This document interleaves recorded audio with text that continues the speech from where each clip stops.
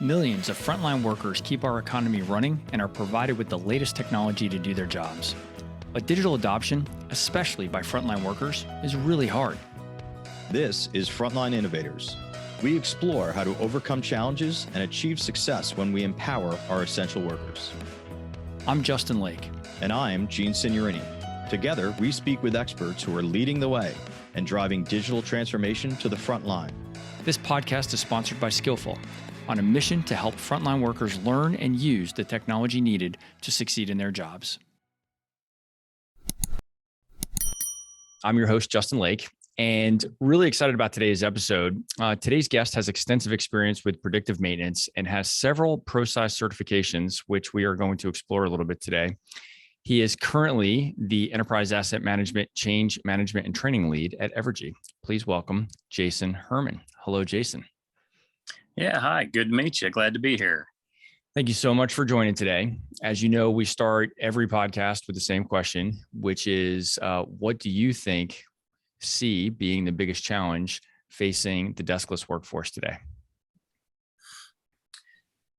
I think the biggest, gosh, that's tough. But I think if I had to say the biggest one is just we've really just over the last couple of years with COVID, there's a lot of us that have got kind of cast into that world. But I think the biggest challenge that I see is just the technology piece of it.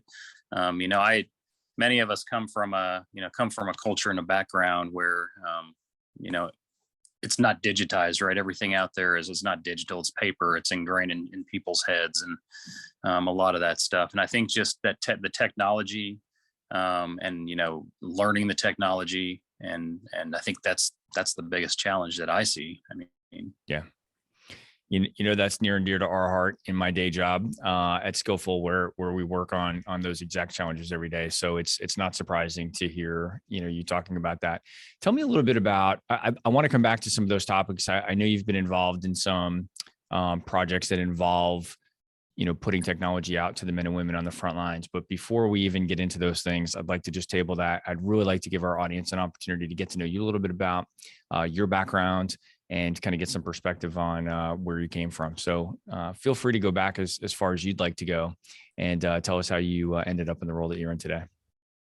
Yeah, you bet. So as you mentioned earlier, my current role for the last couple of years is I'm on a long-term big project. It's an enterprise asset management project where we're kind of bringing together a whole number of legacy EAM systems together into one system, and with that, we're kind of uprooting the underlying business processes along with that, and in the maintenance and operations world, and along with that comes the technology. But previous to that, I definitely there's a lot of IT stuff that goes along with this role today. But that wasn't me in the past. That the past 27 years, I've been a maintenance person. So I actually started out right out of high school, went into the Air Force and was a aircraft mechanic, worked on A-10s and F-16s and stuff like that. And I didn't go to college till later on in life. So I got out of the military, then I immediately went into the industry, in the chemical industry, as a multi-craft mechanic. Did mechanical, electrical work, heavy industrial. Did that for a few years, and then I was fortunate enough to have a supervisor and a boss that was kind of on the front lines of technology too, with vibration analysis and all that. He put some equipment in my hands that I really took an interest in. Spent a couple of years with that company, learning about vibration analysis and how to precisionally align, equipment and different things like that, and using lasers. And then I had an opportunity after that to go to work full time for a company, doing that full time all across the Midwest. Spent about 7 years, got to work under a couple of really incredible people that spent about 50 years in the vibration world, and got to learn how to balance machinery, everything from little squirrel cage fans up to steam turbines and power plants. So I got to learn from them, and literally every day I was somewhere else balancing machinery and doing stuff like that, and just analyzing vibration. Got a little bit into infrared thermography, oil analysis, and different stuff. So after that, the thing that really drew me, probably the favorite thing about that job was really just the big, huge, heavy equipment that I got. The steam turbines, the big, huge, and induced draft fans that are the size of 3 school buses in a row. Just these huge things, and I got really drawn to that. And that's how I came to work. I had an opportunity to come to work in the power industry, and did that. Came on board for the company I work now, for a utility. I've been with them for about 18 years, and started out in predictive maintenance, but quickly kind of moved my way through maintenance planning, supervision. Ended up then, prior to this, my last role was actually maintenance superintendent at one of our biggest coal plants. Had a group that I led that was about 75 folks. Lots of supervisors, planners, and then the craft folks that were part of that group. So yeah. Okay, so this is not in our outline for Frontline Innovators, but I have to just ask you a question and geek out for a moment, because you mentioned the word vibration about 15 times as you were explaining that. And I've had a client in the past that did some predictive analytics based on vibrations. Would you share with me and our audience what you're talking about with the vibration analysis, please? Yeah, absolutely. So, there's every piece of equipment that rotates out there, rotating equipment in particular. They have a normal signature that when everything's going well, everything's going right, you can get that baseline, and you can record that baseline and all the different frequencies that go along with the rotating events with that. And you can baseline that and understand the numbers along with that. So then you routinely, you can go and retake those vibration readings over time. And based on those vibration readings, you can start seeing the different frequencies that change, that can give you kind of a visual into when things are changing and why they're changing, what's changing. It's called predictive maintenance, and it gives you the ability to kind of, instead of just waiting for things to break down, or you can kind of forecast that based on when you start seeing things trending. You can then shut it down on your own time, plan, schedule that, and then go in and address just the thing that's causing the problem. So if a piece of machinery is going out of balance, the vibration signature would tell you that. You could go on there and clean it, maybe balance it if you need to, and get it back to that good running state before it vibrates itself apart. But you can tell a lot. It's a lot from the vibration signature of a machine. It's pretty neat. It's a predictive maintenance tool. And it got to the point where it used to be, early on, it was all just, people walking around with just portable data collectors, collecting data. Actually, even before that, it started out with the little paper screens with the little, charting it, paper charts, and then it moved to digital. And today it's gotten so far advanced too that, you have remote online monitors that do that, and you can monitor it all centrally from a central location. So if you have, like, in a scenario where you have an 8-cylinder diesel engine and something's going wrong, can you tell that it's the 5th cylinder that's causing the problem, that's got a bad O-ring or something? Or is there something else or is it just that, hey, this thing's not running right, and so you've got to do an overhaul? Oh yeah, I mean, you can definitely, and there's some other diagnostics when you get into internal combustion engines and diesels that you can couple up with that to help understand, though, that absolutely, yes, it's that thing's that crankshaft is rotating at a known RPM at any point in time, and that'll show up on the vibration signature. And coupled up with compression information and different things like that, you can absolutely tell exactly where the problem is inside that engine. Yep. Yeah, that's absolutely fascinating. Well, cool. I know that's not really typically on our agenda for this podcast, but I'm just absolutely fascinated by that. And in the industrial world, anything that we can do to avoid downtime of that equipment, or at least unplanned downtime of that equipment, is obviously worth investing in. And obviously, you spent a good part of your career trying to help figure that stuff out. So I'm pretty fascinated by that. Yep, no problem. So in your role today now, you're in enterprise asset management, change management. What does that mean? Help us understand the kinds of projects that you're involved with, and the types of things that you're implementing in your current role. Yeah. So the company that I work for, I work for Evergy. We're a utility in Missouri and Kansas, but we're a merged company, right? We're a combination of legacy companies, really about four different companies that merged together, and those were all separate entities that had their own systems and enterprise asset management systems or computerized maintenance management systems that they use to manage all the assets that they operate and maintain within all their facilities, right? So with that, merger happened, and it's really hard, across an organization like that, when you have all those different things out there to kind of just baseline and look at your data across all those organizations, because it's not consistent. There's no consistency there. A lot of our systems are not even supported anymore. Some of the systems we use, they were installed back in the 80s and early 90s. They're not even supported any longer. So it comes with, and it's not just on the generation side of our company too, it's also on the distribution and transmission sides. There's a lot of benefit in bringing everybody onto the same system. When we talk about enterprise asset management, as a company, we have hundreds of thousands of assets out there, whether it's a steam turbine, like I talked about earlier, turning at a power plant, or a transformer out on a pole somewhere. Those are all assets that we buy it at some point. We have to manage the operations and maintenance of that over the life cycle of that. And then someday we have to retire it. So there's an enormous amount of management and structure that has to be in place to help all that happen. So that's what EAM for us is, enterprise asset management. It's just bringing the processes and the tools in place, standardizing and putting it into our folks' hands, so we're all speaking the same language and using the same tools. So that's the project that we're on. That started a couple of years ago down that path. It's about a 5 to 6 year project. We're not even halfway done with it yet. But with that project as well comes, we're bringing technology into the fold too. We're doing things like, putting tablets in our craft people's hands, where they're used to always just getting paper work orders and whatnot. So that's kind of what the project is. Now, I didn't come over on this project as a change management person.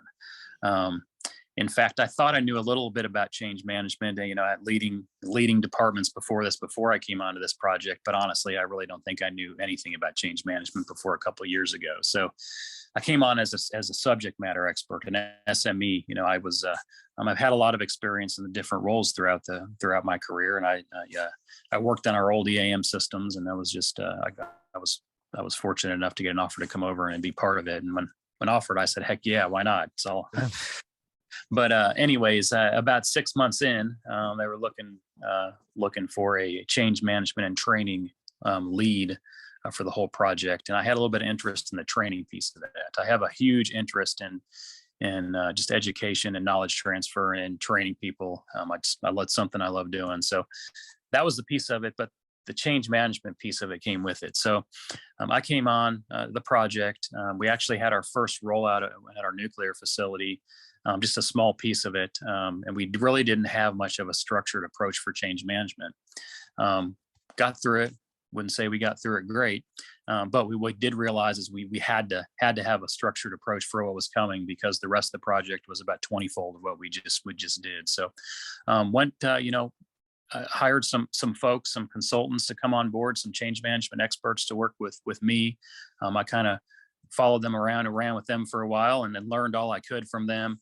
We kind of hitched our wagon to a framework that ProSci. It's a company out there that ProSci brought, and then we started learning their framework. And I went and got certified as a change practitioner.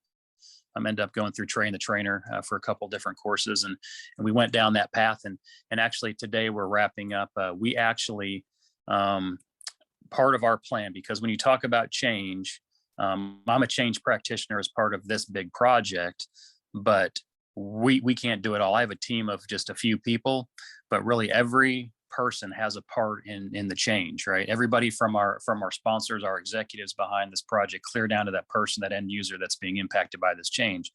They may not know they're part of, they have a role in this change, but They do. So what's critical though is our leadership, the leadership of those folks that are impacted. So we went down the path in our strategy that we are going to pull all of our leadership into this as part of the change, as part of our change team. And we're just wrapping up putting all of them through and leading their team through change workshops. Once we're done, over about 400 people, supervisors, leaders. We have led and put through a leading your team change type workshop or something similar to that, to give them a project update, but also give them some of the tools as leaders, the change management tools that they need to help lead their folks through this huge change that's coming with them. So that's a massive investment, and it's great to hear that you and your team and your company are supporting that as strategically as you are. That's fantastic. That's going to make that experience for the men and women on the front line in particular that much better if everybody's totally bought into the change and how you're going about executing that. That's pretty fascinating. Yeah, we didn't do a very good job, and I think with I talked about a merger as well. I think that's a huge change, and our people have navigated it as best they could. But you know what? It's with all the change coming on. I mean, I think our company we standardized in some way on that framework as well. And I think it's really coming into play that we need to do a better job equipping our leaders, with the tools that they can help their folks move through change. Because this isn't the last change they're going to experience. It's going to continue to happen. We got to make sure we're set up to help our folks be successful. So for sure. In the beginning, I asked you the question about the biggest challenge facing, the deskless workforce. I'm curious, you probably talked to some of the men and women that are on the front lines that have been, affected lately by all the changes going on in the world and inside your company, right? So you're talking about all the massive changes going on inside your company, but there's also been these kind of macro changes with the pandemic and all of the changes to how things are happening in our world right now. So if we were to ask some of the men and women on your front lines in your organization what they see as the biggest challenge that they're facing today, would they say the same thing, or would they have a different take on that? Well, I think one of the things that they'll tell you is, we're doing a lot more with a lot less today. And I don't, that's not just our industry. I think that's everybody. The power generation industry in general, we're not the same that we were even 10, 15, 20 years ago, right? That whole industry has changed so much with predominantly, the industry has been in this country. It's been a heavy reliance on fossil fuels, right? Lots of coal plants, and that's changed, right? That's changed a lot. And it's probably going to, continue to change, over the next 50 years, because we've had these things called renewables come on board with the, wind turbines, which are just killing. I think there's some points in time, there's some times within the state of Kansas too, out here that I think 50 to 60% of our native load is being generated by our wind turbines out here. Wow. The wind never stops in Kansas. I mean, but it's pretty incredible. And then solar's coming on too. So the renewables has definitely had an impact on how we operate our base load units. Now, pretty fortunate, I think the leadership within our organization years ago had a lot of good foresight, because they we went down the path to really upgrade our units with the latest greatest environmental controls and all those things to make them sustainable for as long as we can. They're definitely still a big piece of that, and so I'm pretty proud of that. Our coal units are out there running, but they're some of the cleanest in the country. But I think that's what they'll tell you, though. We're still challenged. We don't, a megawatt of electricity doesn't, make the money on it today that you did years ago. So we have to continue to watch costs. We're a regulated utility. We have to do what's best for our customers. So I think that's doing more with less is what they would tell you. First is probably the biggest challenge if I went to go ask them. Are you guys generating with those renewables? Are you actually participating in the winds as well? Oh yeah, okay. I don't quote me on this one, but I think we're definitely within the top 10. I think of as far as wind energy producers in the country. I mean, we have a ton. I don't know how many. It's well over 1,000, I think, wind turbines out in West Kansas. Yeah. So that's really interesting, right? I mean, that's a change that affects all the guys that were previously, working on fossil fuel generation and supporting, building out and supporting that infrastructure, now have to be retrained and, reskill to be able to handle, some of the new capabilities that you're building into the network. Yeah. So, and then at the same time, as you're going through all of that change, now you're saying, hey, we also need to roll out this new enterprise asset management software so that we can track all of the work and track all of the equipment that we're doing at the same time, right? Yeah. Yeah. It's pretty neat though, because we're such a diverse company now. Within the 2 states, we have wind turbines. So we have people, we have wind turbine techs that are up tower working on a wind turbine in West Kansas. And then, you could go far east, and we've got, we've got folks down on the ground, working on coal, fossil fuel boilers still and stuff. And they're very different. The cultures are different everywhere you go. Some of them are gonna, the technology, they embrace it well, they love it. Others, though, it's going to be a bigger challenge for them. So yeah. So as you look out ahead of some of the change that you are helping to facilitate, I often ask this on this show, and I'm curious to get your take on it, is, especially as a freshly minted ProSci guy now, what's your take on the difference between supporting change for the men and women on the front lines versus supporting change for the folks that are working in an office? And I suspect with an EAM initiative as big as what you guys are rolling out, there are both profiles of workers, right? There's some folks that are going to be working on a desktop system back at headquarters, and there are other folks that are going to be interacting, in the field. Is that change strategy or the tactics different between those two different profiles of workers? Well, I think you absolutely, and that's part of what we do in the, in our change management activities, is we have to understand all the different personas that are out there, because it could absolutely be different. I think in the end, the goals are the same. We want people to engage, and adopt and use the new that we're bringing, right? But I think the way we get there, and the way they're impacted, is very different. So we do have to, understand the impacts down to the user. And then make sure we're taking and doing, when we talk about the different things that we're armed with from change practitioners, whether it's, communication or engaging with people more, or engaging with their leadership, or maybe it's a training activity or whatever it may be.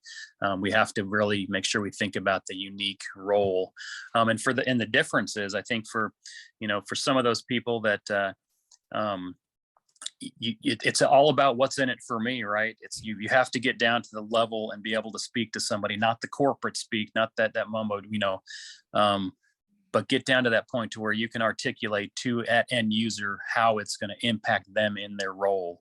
And I think that's where it's important, and it is different between the two. It's different for the person behind the desk than it is than the mechanic out there on the floor swinging a hammer. You bet. Yeah.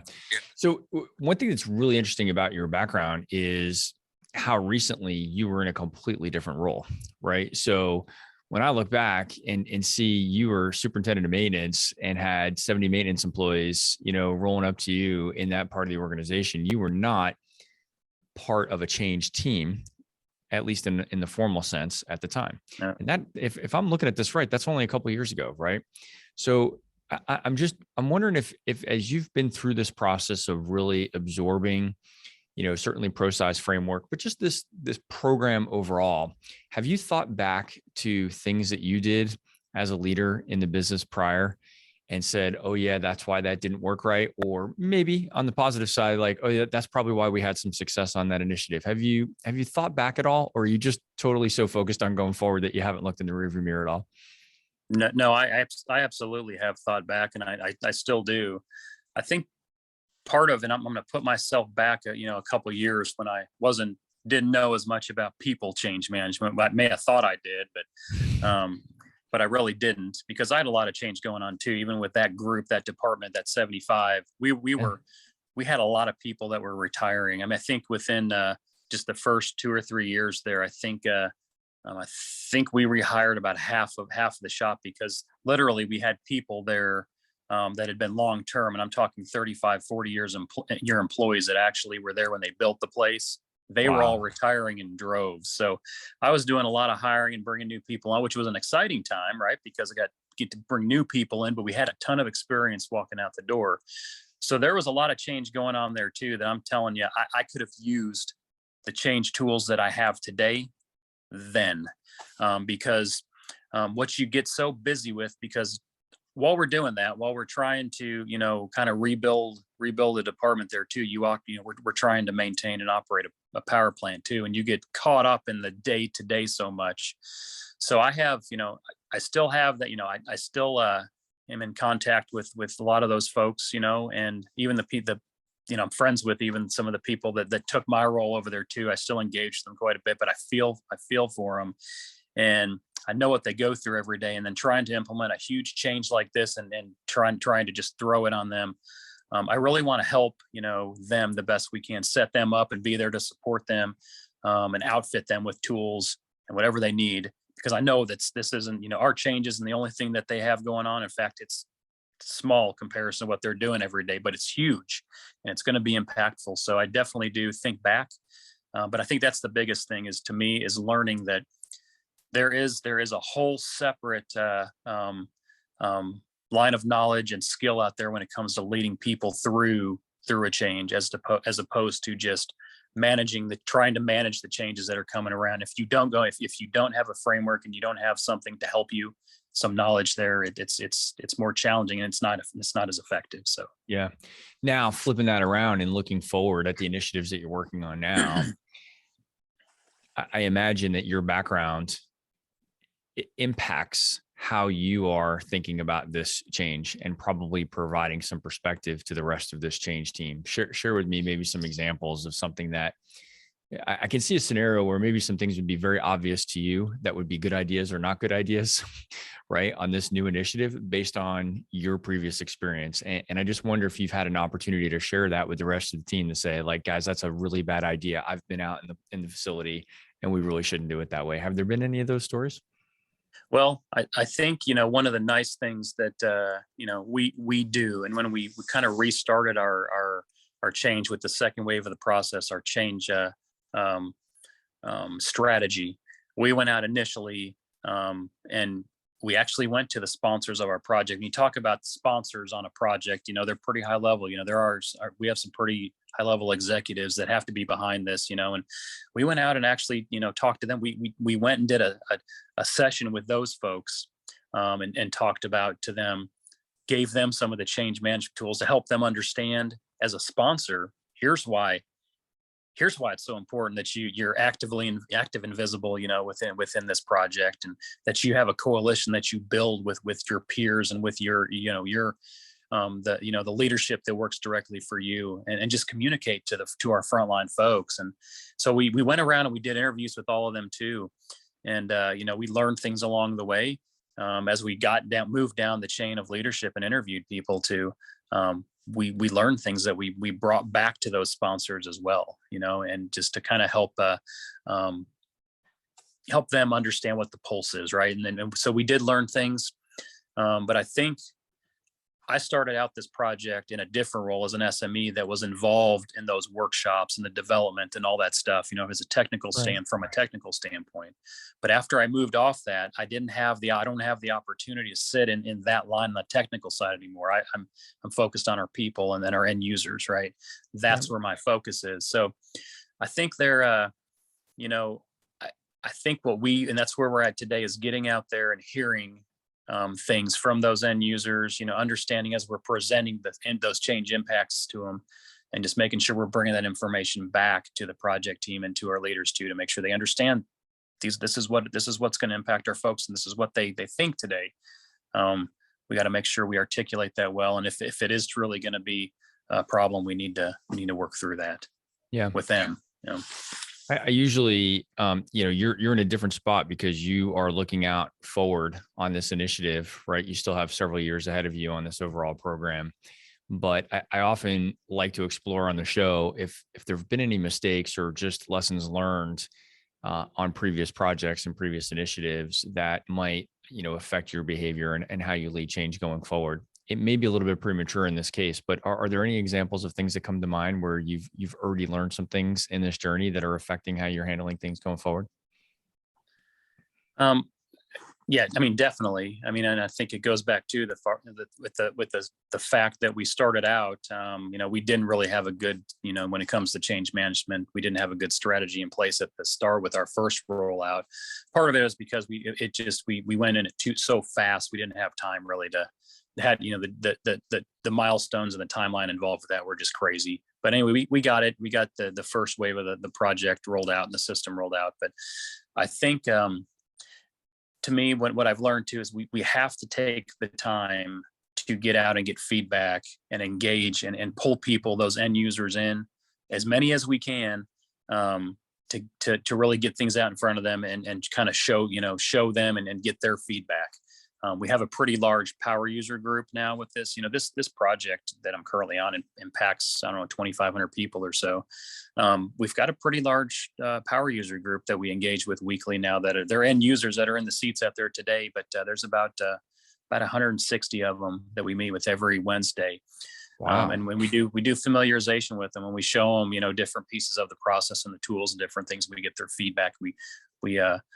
It's twofold. We're trying to familiarize them before we get them to training, so they're more of a power user and they know the system better and they're more system SMEs. But we also hear them out and want to use that feedback, bring that back to the project team as well. So one of the things I know, we're going to talk a little bit, more about mobile devices and frontline workers and technology there too. But one of the things that, we're deploying a bunch of tablets out there to folks.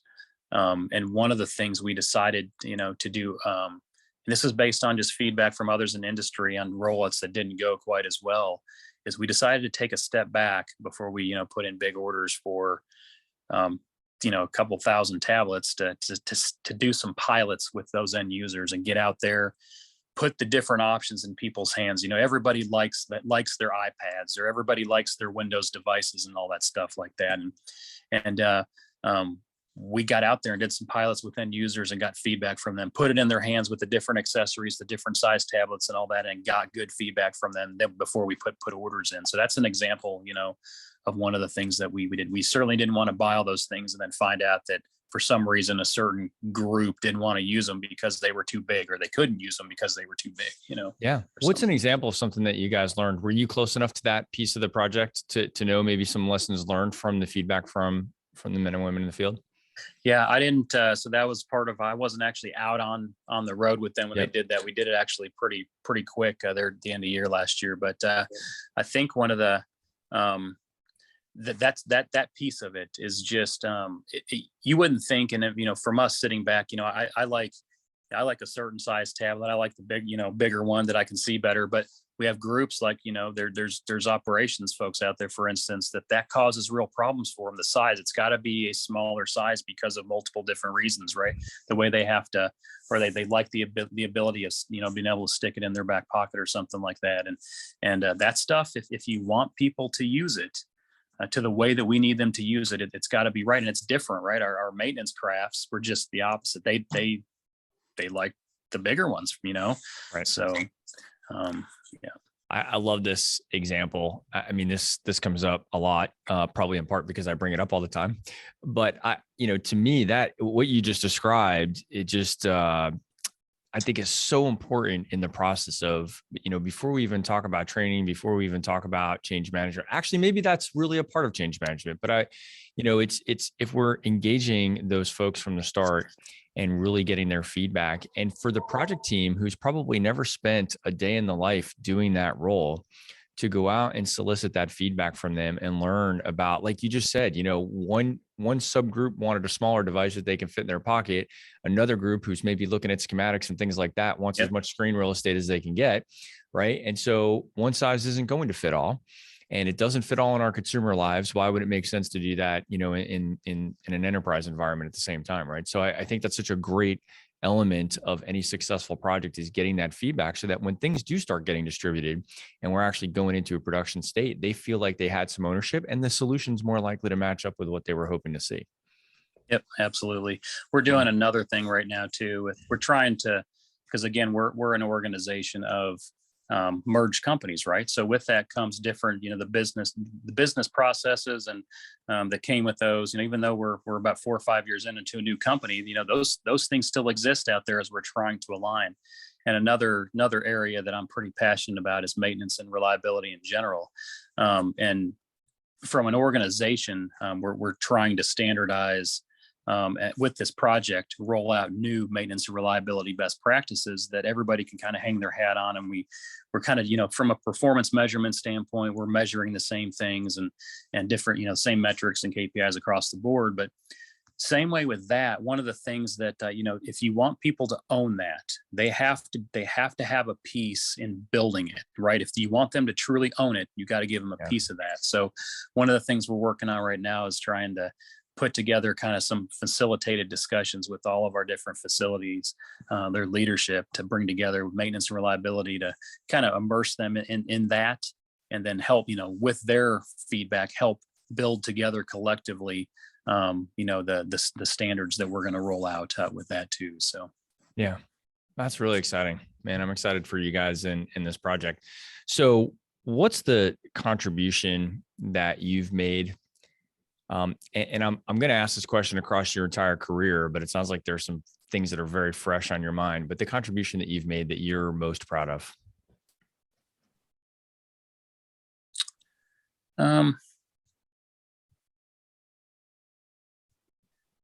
I think in general, I'm a very technical person, for one. So that's my background. So, it's that's one of the things, throughout my career, when you talk about the people side of that, you talk about the soft skills that a leader has and whatnot. Those are the things that I got to work on. Right. So, from a technical side, I'm very, very interested in anything technical. So I want to first drive and say that, when I say that, answering that question, that is, there's just technical things, from a standpoint that I think I'm most proud of, but that's not the case. That's what I'm most comfortable with, is the technical side. That's a good distinction. I think what I'm most comfortable with is the times when I've been able to just take the time to really engage with people, whether it's people that are working, that have reported to me, that I've had been blessed to be able to work with them, and provide them any learnings that I could, or coach them in any way. But I think that's where, when I have opportunities where I can teach people things, and maybe make their lives better, that's what I'm most proud of, I think. And it's not, a lot of that comes because I've made mistakes throughout my career, and that's how I've learned, some of the best lessons, is because I've been involved in those mistakes. And if I can teach people stuff and make their lives a little easier, and make make it so where they don't make those mistakes and they do better, that's what I'm most proud of. Yeah, that's great. I appreciate you sharing that. And, I've spent a lot of time around industrial companies, energy, utility companies like what you're at today. And I find that the men and women in the field have a very high bar for credibility of folks around them, right? So they don't want to take information. This is a big generalization. I do recognize that, but they don't want to take information from just anybody, right? They want to know that the people that they're taking guidance from have the right credentials, the right experience, to be giving that advice and guidance. And so I think you're in such a neat position where you've actually been in the field, you've been doing many of those jobs. And now, even though your role is a little bit different in the mix, you must just come to the table with an abundance of credibility, especially because of that deep technical background that you were just describing. So even though it's a different role than being a leader, you have deep expertise in that role. And I bet that just allows you to be just a super effective communicator with those folks. Well, I'll tell you this. One of the things that has been a challenge, but it's definitely helped with what you just described as helped, is in this role, to change lead. I do get out there. I'm in front of a lot of folks on the project. So I don't know everybody. I worked I was part of the legacy of this company, but we have we have many other facilities that I don't know any of these people. They don't know me from anybody, right? It's but that does, the people that I talk to, and I'm getting out and in front of them and engaging with, I've sat in most of their seats, maybe at a different plant, right? Maybe not exactly, but I can relate very much to what their days look like. And I, once they kind of know my background too, I think they're a little bit more comfortable, at least from that standpoint, not knowing me, that builds a little credibility, I think. I don't know that it's perfect, but yeah. Yeah, that's good. Hey, this time is going fast, as it always does. Believe it or not, I'm already up to kind of my last question here. So the last thing I just want to throw out at you is, We've actually touched on some of the foundation of this question already, but I just want to start looking out ahead. And when we're thinking about the men and women that you're interacting with on the front lines, they've been absorbing a lot of change. You're talking about the transition from going from paper into digital. What do you think the future of frontline workers in your organization looks like 2, 3, 5 years out? And how prepared are they to make that change? Yeah, and I'll just go, 5 years out. If I had to look out that far out, I think that's, at least for this, for our generation project for this one, we should be pretty well wrapped up by then. But I really see, I do see people once they learn, because the challenge is they know their current state really well, and I think they're going to be hesitant to let go of that until they get more comfortable with the new, right? Yeah. But I think once they get there, because I do know what's coming. It's not, I think once we roll out and initially go live, there'll definitely be some challenges along the way as we work the kinks out. But I think once they see, I'll give you an example. Once a maintenance planner, for instance, can see that, not just be able to see the parts that are on their shelf right there at their local facility, but they can go across our entire 2-state area and see a part that, hey, you got a part over there in Kansas and I need that. I think they're going to see the benefit from that, and they're going to be able to see that in the field on a mobile device. That's even more cool, Right. And so I think, for those folks that, we have people today that one of the challenges we hear that is that I have people that they still have flip phones. You want to put a tablet in their hand? Yep, we do. Yep. So we're going to. But I think once they see just that too, that they can, they're going to be able to pull up that tablet and be able to pull a drawing up that they would have to go. They may not even get it for days before, because depending on if the person's there that can pull that for them, they're going to be able to pull it up and it's going to be attached right to their work order on their tablet, right there in the field. We've went through, and part of this project too, we've installed the Wi-Fi infrastructure in all the facilities too, to make sure that all these tablets are going to communicate out there for them. And they're going to be able to see too eventually. And we talk about like lockout, tag out, that they're involved, but they're going to be able to see almost immediately, the changes in status of as their lockout, tag outs are status and hung and the equipment's made safe. I think once they see that stuff, they're going to really embrace it and like it. But it's going to take us a little bit to get there. Yeah. That is what you just described is one of my favorite parts about being involved in tech deployments to the men and women on the front line. I know there's a lot of anxiety and frustration on their part about having to be on the receiving side of a lot of this change. So we see so much, pushback and just reluctance to adopt in the beginning. But man, when it just feels good when you have a couple of those folks that you go back out to visit weeks or months later, and you're kind of checking in on their project, and now you couldn't take those devices out of their hands, if their lives depended on it. I'm like, that's where we wanted to be.